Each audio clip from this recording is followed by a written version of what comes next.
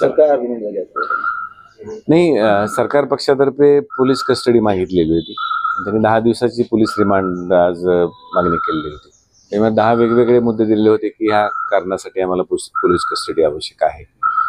आणि त्या 10 मुद्द्यावर आम्ही वेगवेगळं सांगितलं की यांना ऑलरेडी मागच्या जे खंडणीचा गुन्हा आहे त्या खंडणीच्या गुन्ह्यामध्ये ऑलरेडी 15 दिवसाची पोलीस कस्टडी मिळालेली आहे. त्याच्यामध्ये कुठेही असं यांचा आणि ह्या खुनाच्या गुन्ह्यासंदर्भात कुठेही पुरावा आलेला नाहीये. आम्ही काल पण तेच सांगितलं त्या कोर्टामध्ये. आज पण आमचं तेच आर्ग्युमेंट होते की कुठलाही पुरावा वाल्मिक कराडचा आणि त्या खंडणीच्या आणि गुन्ह्याच्या संदर्भात कुठलाही पुरावा त्यांच्याकडे आलेला नाहीये. फक्त यांना का अटक केली याचे कारण काय दिलेले नाहीयेत. आणि ह्या संदर्भात तपास चालू आहे. तपास झाल्यानंतर बघूया 22 तारखेला काय तसं. जो लागलाय त्याच्यावरती प्रश्न उपस्थित होतात, त्याची बाजू कशी? नाही, आमचं तर म्हणणं आहे त्यांना मोकोका लागूच शकत नाही. कारण बेसिकली हे ऑर्गनाइज क्राईमच नाही.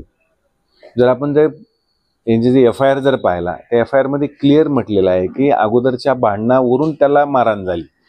संतोष देशमुखला जी मारहाण झाली, त्यांचं जे अपहरण झालं, ते सुदर्शन गुले व इतर 5 आरोपी असे 6 आरोपी त्यांच्या एफ आय आर मध्ये जो प्रत्यक्षदर्शी आहे, प्रत्यक्षदर्शीने जी एफ आय आर दाखल की जो संतोष देशमुख यांच्याबरोबर होता, त्यांनी सांगितलं की 6 आरोपी होते. त्याला रस्त्यात अडवून मारहाण केली गेली. एफ आय आर मध्ये कुठेही वाल्मिक कराड यांचा उल्लेख नाही. कुठेही त्यांनी कॉन्स्पिरसी केलेला याचा कुठेही उल्लेख आजपर्यंत आलेला नाहीये की ह्या भांडणामध्ये हे 2 गटामधले भांडणं त्यात असं दिसतंय की एफ आय आर वरून की आदल्या दिवशी किंवा 6 तारखेला भांडण झालं. आणि एफ आय आर मध्ये पण क्लिअर म्हटलेलं आहे की मागील भांडणाच्या कारणावरून.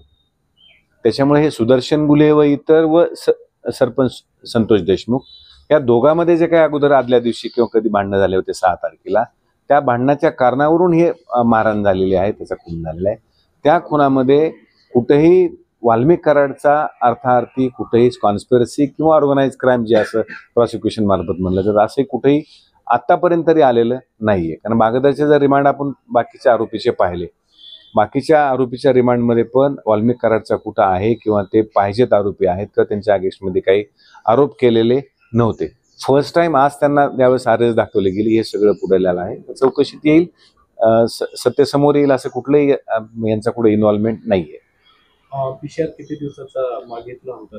10 दिवसाचा मागितला होता. त्यांना 7 दिवसाचा पीसीआर दिलेला आहे 22 तारखेला. धन्यवाद. Okay, thank you.